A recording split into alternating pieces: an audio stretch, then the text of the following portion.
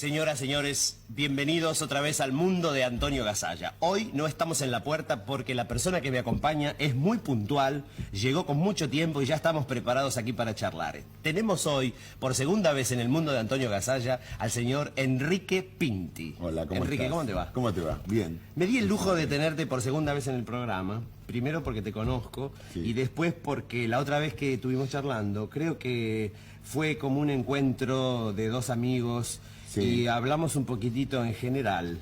Sí. Y de golpe sos alguien que tiene tantas facetas, que tiene tanta cosa dentro, que me gustaba charlar de algunos otros temas que sean más que forman parte de tu vida, Sí. ¿no es cierto? Y yo quería hablar de ese profesorado que vos tenés. Claro, yo hice yo te cuento que hice el profesorado secundario de castellano, literatura y latín. Mucha gente cree que es el de historia, porque a mí me gusta la historia. En realidad a mí me gustaba la historia, pero como siempre uno amaga hacer una cosa y hace otra, yo me metí en el profesorado de castellano, literatura y latín. Me parecía que era el más cercano a la parte teatral o a la parte... En fin, por el acercamiento con la literatura. Yo hice el secundario y después me metí en el Instituto Nacional del Profesorado Secundario. Ahí hice los 4 años del profesorado de castellano, literatura y latín, y cuando estaba por recibirme, que faltaban las últimas 5 materias, me rajé. Ahora, en lo que vos haces en el teatro hay bastante de didáctico, digamos. Yo ¿no? creo que sí, yo creo que es absolutamente directo. Hay una preocupación tuya porque que el material que vos haces, los textos, el libro, la idea que vos querés plasmar, la gente se la lleve bien metida en la cabeza. Bien metida en la cabeza. Yo explico 4 o 5 veces, por eso los espectáculos son largos, porque yo explico 4 o 5 veces la misma cosa desde distintos puntos de vista, que creo que es lo que los buenos profesores, o por lo menos lo que yo creía que eran buenos profesores, hacían conmigo. Yo las materias que más me entraron y las materias que mejor aprendí fueron las materias donde al conocimiento teórico se ponían una serie de ejemplos paradigmáticos, como para que uno tuviera la sensación de que tal situación o tal conocimiento podía aplicarse acá, acá y acá. Me gustaba cuando el profesor me enseñaba para qué servía eso que me enseñaba él. Y entonces, y cómo se podía aplicar, y cuáles eran los ejemplos que nos podía dar en la parte práctica, en la parte cotidiana. A mí, por ejemplo, el único profesor de matemáticas que me hizo entrar las matemáticas en la cabeza fue un profesor que me explicó las matemáticas con lógica y aplicando con una serie de ejemplos en la vida cotidiana. Porque si me lo explicaban, matemática pura nunca podía entender. ¿Fue de alguna manera una rebelión a cómo te habían enseñado a vos o no? Sí, sí, sí. Yo me acuerdo haber aprendido a multiplicar tomates con naranjas. ¿Qué nos enseñaban a nosotros? Por lo menos a mí me daban un hambre generación. bárbara esas cosas, porque como comprenderás siempre tenía ganas de comer, y entonces a mí me decían 2 manzanas más 3 manzanas, un hambre, y me quería ir a comer siempre, y las manzanas con los tomates y todas esas cosas. Palotes, ¿cuántos años te pasaste haciendo palotes? Yo me pasé... O doblando papelitos de papel glacé. Esa era la recreación. La recreación. Esa es la recreación, por eso me hacen reír cuando dicen que a los chicos los tienen muy reprimidos en la escuela. A nosotros de verdad nos tenían reprimidos. La única recreación era doblar un papel glacé de distinto color. ¿Cómo crees que está la educación? Un tema que se habla tanto hoy día por problemas gremiales, pero en esencia, ¿qué hay que enseñarle a alguien cuando está en edad de aprender algo? Cuando empiezan los 5 o 6 años que se supone que tenemos la cabeza preparada para recibir conocimientos. ¿Cómo sería un plan de estudios hecho por Enrique Pinti? Claro, yo haría un estudio primero aproximativo de qué le gusta al chico.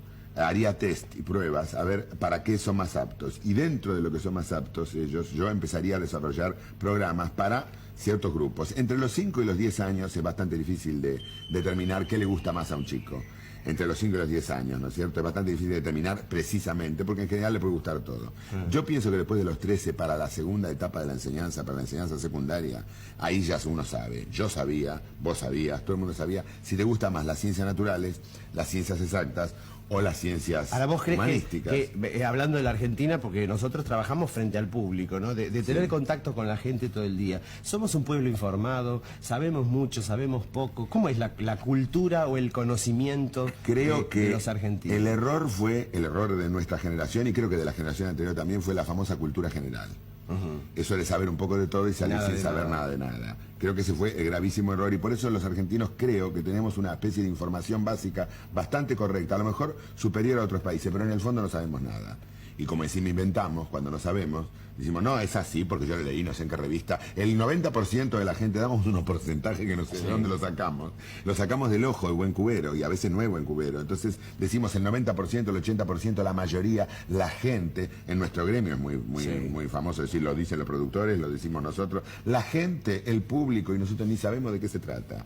Y por eso nos pegamos los golpes que nos pegamos a veces, porque resulta que la gente y el público no es como uno se lo imagina. Creo que la cultura general ha sido un gran enemigo nuestro. ¿Y qué es cultura? ¿Qué sería la cultura? Y porque viste que se habla de todo, que la cultura es todo, dicen. Pero que es elaborar los conocimientos, poder manejarlos, ¿cómo es? Claro, es codificar, es poder ver lo que pasa en el mundo alrededor y poder, de lo que uno tiene interés, poderlos codificar de alguna manera, porque no toda la cultura es interesante para un ser humano. Entonces hay aspectos de la cultura que por generación, por cualquier tipo de proyecto son indiferentes. A mí, por ejemplo, la cibernética, la computación me es indiferente por una cuestión de generación, lo cual no quiere decir que toda la gente de 48 años sea indiferente a eso. Hay gente que es un genio en eso.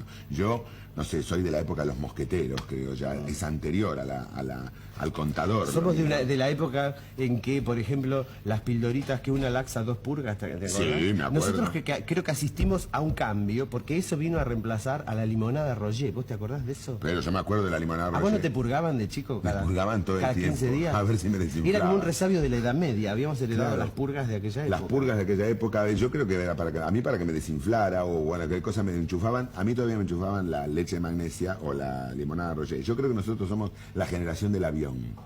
Me parece que fue el invento más grande que se empezó a desarrollar cuando nosotros éramos chicos. Entonces, porque mi mamá, por ejemplo, no le podés hablar de un avión, no lo tiene metido en la cabeza. No, y del nylon. ¿Vos no te acordás cuando empezó a aparecer el nylon? El nylon, por supuesto, que yo nunca supe qué era el nylon. Yo sabía que había medias de nylon. Que se compraban las combinaciones y las medias que las traían de contrabando. Exacto, para mí. Empezaban a venir los chicles Globo. Exacto, para Qué mí el viejos nylon que son. viejísimo. Porque era como un acontecimiento eso. Por supuesto, para mí el nylon era una cosa transparente, nada más. No tenía ningún sentido de otra cosa. Entonces, para mí lo que tenía transparencia era de nylon. Y por eso preguntaba si todo era de nylon. Lo que era Siempre fuiste práctico. Siempre para elaborar conocimiento. Para elaborar conocimiento, siempre. Para mí el nylon era eso. Y después, todo el tipo de cosas que yo fui descubriendo a medida que fue avanzando el tiempo. Pero yo, por ejemplo, era un chico con vocación muy definida. Desde los 12 o 13 años yo tenía una vocación por las ciencias humanísticas, historia, literatura. Entonces, lo que yo no entiendo es por qué a mí. Ese ataque con la historia que tenés,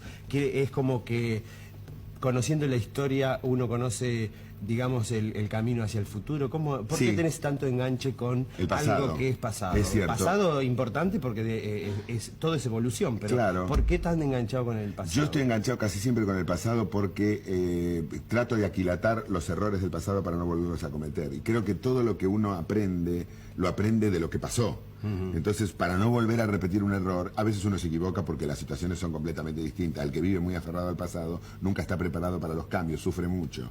Yo no estoy aferrado al pasado, pero siempre tengo una tendencia a mirar hacia atrás y a decir, ¿qué hice en esta parecida situación antes? Creo mucho en los reflejos condicionados. ¿Y cómo ves el futuro? No un futuro larguísimo, pero por ejemplo, ¿cómo pensás que se va a reorganizar el mundo? ¿Se está reorganizando? ¿Las dos potencias van a hacer algo? A mí me parece, a lo mejor es una expresión de deseos, me parece que hay como una tendencia a la cordura, que después de que pasamos por picos de inconsciencia, donde parecería como que se va a armar, y después vienen periodos de cordura. Creo que estamos viviendo un periodo de cordura y que el futuro va a tener que ser de cordura, porque si se siguen peleando no van a tener nada que repartir. Y entonces sería bueno que se aviven antes de que no haya nada para repartir, y creo que se están avivando. Me parece que el mundo va a una cuestión de que ya las cosas no son tan definidas y tan claras. Antes la gente estaba dividida en izquierda, derecha, en esto y el otro, y esas cosas se están demostrando que en la práctica sistemas que parecen que están uno acá y el otro acá terminan cometiendo los mismos errores. Entonces creo que hay como una especie de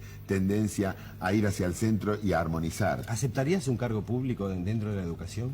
Yo no aceptaría ningún cargo, de verdad. No aceptaría ningún cargo porque soy un tipo muy individualista y que haría lo que se me cante a mí y que no admitiría presiones. Y cuando uno está en un cargo tiene que admitir las presiones. Y yo no podría admitir una presión. A mí, en cuanto a una cosa que yo quiero hacer no me la dejan hacer por alguna presión, seguramente saltaría y presentaría la renuncia. ¿Qué pensás de la política? Y la política es eso, es comprometerse con algo. Yo pienso que, yo por ejemplo me he defendido siempre como pensador independiente, pero no porque no me quiera comprometer, sino porque primero acá no tengo ningún partido que me represente. O unos están muy a la izquierda, otros están muy a la derecha, otros están como en un centro que no existe, otros inventan cosas que para mí son inventos, son como... Parecería como que nosotros tenemos enfermedades políticas como las enfermedades mal curadas. Y entonces, de acuerdo a la educación que hemos tenido, hay gente que tiene izquierdismo mal curado, otra gente que tiene derechismo mal curado, y como las bronquitis que no se terminan nunca, la gente no termina de poner. Por eso no me meto en ninguna línea política, y en la actividad política, que es muy respetable, pero que yo no la podría hacer, porque quiero tener independencia. Al día que a mí me digan, alguien de mi partido mete la pata y yo no le puedo decir en público metió la pata porque por disciplina partidaria me tengo que callar, ese día me mato. Entonces prefiero no bueno, hacer que política. sigas vivo. Sí. Bueno, Enrique, se nos pasaron los 10 minutos. Sí, ya lo creo. Señoras, señores, escuchamos hablar a alguien que piensa, que dice lo que piensa, y que de pronto, dentro de todo lo que usted escucha durante el día, de lo que le vende la publicidad, lo que le anuncian los políticos que van a hacer el año que viene, y los entretenimientos y los premios, tratamos de hablar un poquito de algo que por ahí le interesó. No se vayan porque seguimos en el mundo de Antonio Gasalla. Gracias, Enrique.